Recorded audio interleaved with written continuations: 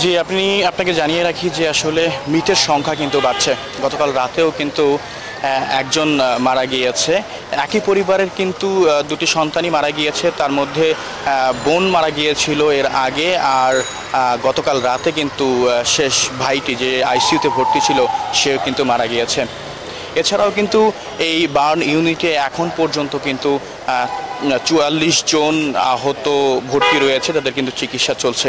এর মধ্যে কিন্তু ১১ জনকে কিন্তু আইসিইউতে রাখা হয়েছে। আপনাকে যদি বলি, ঢাকা জাতীয় বার্ন ইনস্টিটিউট সহকারে সারা ঢাকা শহরে উত্তরার বিভিন্ন হাসপাতাল সহকারে কিন্তু এখন পর্যন্ত আহত রোগীর চিকিৎসা নিচ্ছে তাদের সংখ্যা কিন্তু এখন পর্যন্ত যতটুকু জানা গিয়েছে ৭৬ এবং টোটাল যদি আহতর সংখ্যা ধরা হয় ১৬৫ এখন পর্যন্ত সরকারিভাবে জানানো হয়েছে।